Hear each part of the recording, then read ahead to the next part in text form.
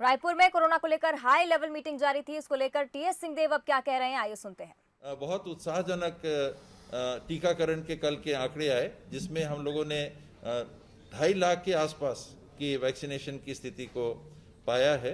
तो वैक्सीन मिलती रहेगी तो ये क्रम भी जारी रहेगा। तो एक तरफ अनिवार्य रूप से वैक्सीनेशन पे पूरा ध्यान देना, इसके समय लगता है इसकी इम्यूनिटी आने में, लेकिन हम आज चालू नहीं करेंगे तो इम्यूनिटी और उतनी दिन पीछे चली गई।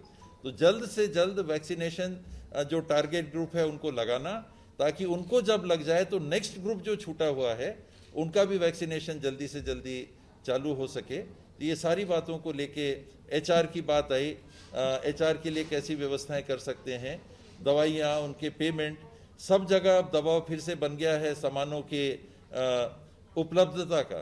तो हर राज्य में कोरोना से जुड़े हुए सामग्रियों के लिए जब दबाव बन रहा है तो उसकी भी शॉर्ट सप्लाई की स्थिति बन रही है। तो ये सारी बातों की समीक्षा करके, और रायपुर का जहां तक सवाल है वो जिला प्रशासन समय को और परिस्थिति को देख के निर्णय लेगा। माना जाए पिछले साल से भयावह स्थिति हो सकती है, जो पिछले साल की स्थिति थी और जिस तेजी से इस साल बढ़ रहा है और मरने के आंकड़े बढ़ रहे हैं, क्या लगता है इस साल बड़े स्थिति हो सकती है? क्या 15 दिन संभावनाओं से इनकार नहीं करना चाहिए। महाराष्ट्र में देखिए पिछले दौर से ज्यादा अभी संक्रमित लोग आ रहे हैं।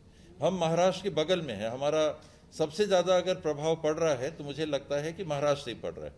और महाराष्ट्र में अगर पिछले बार से ज्यादा संख्या जारी है पॉजिटिव लोगों की टेस्टिंग की, और दूसरा ये हो रहा है कि पिछले बार से टेस्टिंग भी ज्यादा हो रही है। पिछले बार अगर हमारा 22-24 हजार का औसत टेस्टिंग का आ रहा था, अभी 36-38 हजार औसत टेस्टिंग हो रही है प्रतिदिन। तो टेस्टिंग आप ज्यादा करोगे तो संख्या भी ज्यादा आएगी। इसीलिए अभी कल हालांकि 12.25 पे पॉजिटिविटी चली गई, 3 दिन 11 पे थी, 11.6, 11.8, 11.3, कल ये 12.25 हो गया। तो पॉजिटिविटी बढ़ी है। तो ये पूरे छत्तीसगढ़ के लिए हम लोगों के लिए चिंता का विषय है।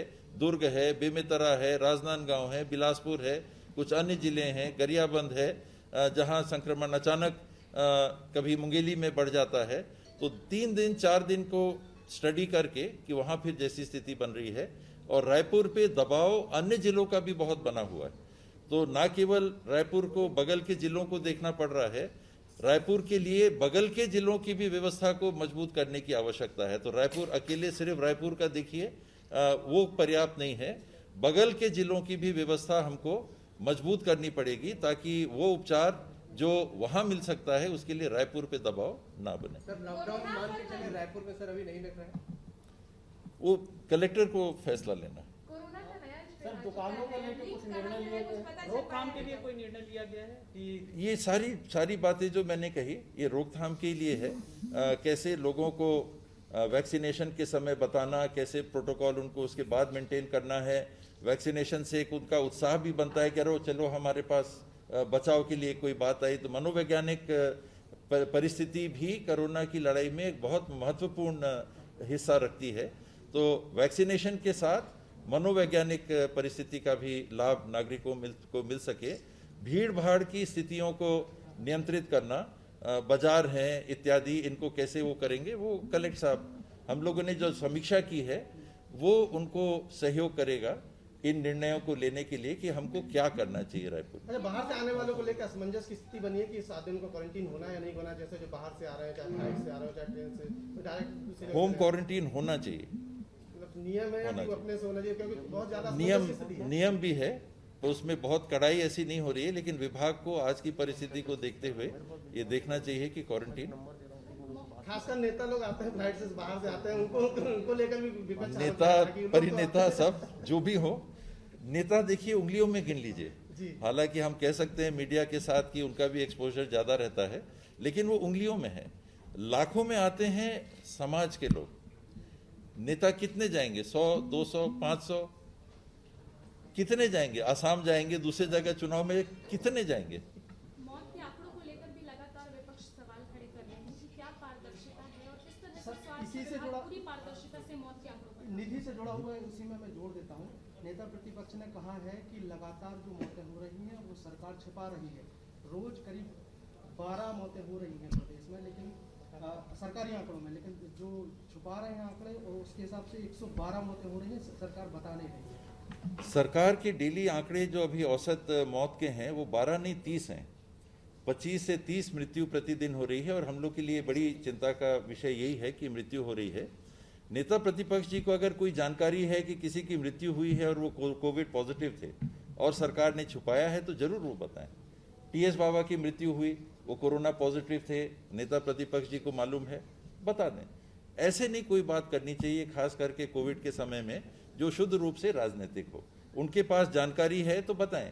राजनांदगांव में या दुर्ग में 117 लोगों की अस्थियां जली, क्या वो कोविड पॉजिटिव थे सब? उसमें से 37 या 32 या 33 लोगों का कोविड पॉजिटिव बताया गया, बाकियों का नहीं।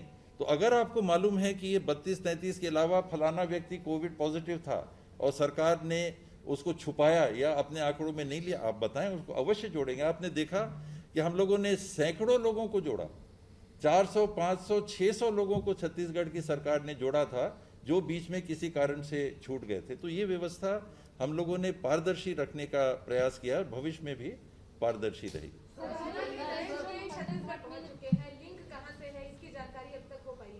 कौन सा? 440 के N440 के ये सबसे ज़्यादा संख्या केरल में है देश में, जो अभी तक रिपोर्ट आई थी। उसके बाद तेलंगाना में, ओडिशा में, महाराष्ट्र में भी कुछ संख्या में है। ये 5 राज्यों में अभी ये नया स्ट्रेन आया है। जो विशेषज्ञ हैं अभी भी पूरे विश्वास से वो कह रहे हैं कि इसमें कोई ऐसे लक्षण नहीं है कि ये ज़्यादा खतरनाक है।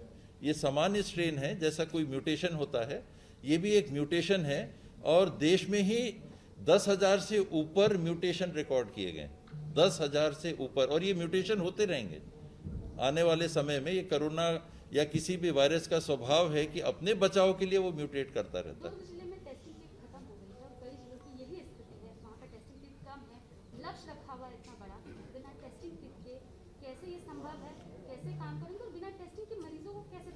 रायपुर में भी यही स्थिति है। टेस्टिंग किट्स अगर उपलब्ध नहीं होंगे तो टेस्टिंग नहीं हो पाएगी, इसमें कोई दो बात नहीं है। कि बाजार में ही अगर टेस्टिंग किट्स उपलब्ध नहीं होंगे तो छत्तीसगढ़ के पास कोई निर्माण करने की क्षमता नहीं है कि वो टेस्टिंग किट निर्माण कर सकेगा। तो राष्ट्रीय स्तर पे जहां निर्माण हो रही हैं इन उपयोग के वस्तुओं की, उपलब्ध होंगे तो हम ले रहे हैं। और इस बाबत भी बात हुई कि पेमेंट्स के सिस्टम को हम और सुधारें कि लेट पेमेंट ना हो, ताकि ये जो सप्लाई कर रहे हैं उनको जल्दी, 1 महीने 2 महीना भी लंबा लगता है, तो ऐसे आइटम्स जो ज़्यादा शॉर्ट सप्लाई में, उनके पेमेंट्स जल्दी से जल्दी हम करें। क्या वैक्सीनेशन पर्याप्त?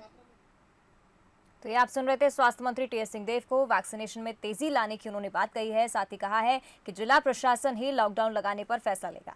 चलिए, इसी के साथ इस बुलेटिन में फिलहाल इतना ही, लेकिन खबरों से अपडेट रहने के लिए आप हमारी वेबसाइट पंसलन्यूज.com पर भी जा सकते हैं। हमारे फेसबुक पेज facebook.com/पंसलन्यूज़ऑफिशियल पर भी जा सकते हैं। जुड़िए हमारे यूट्यूब चैनल से भी। देश और दुनिया की तमाम खबरों के लिए सर्च कीजिए youtube.com/पंसलन्यूज़ऑफिशियल और देखिए छोटी बड़ी हर खबर हमारे ट्विटर हैंडल पर twitter.com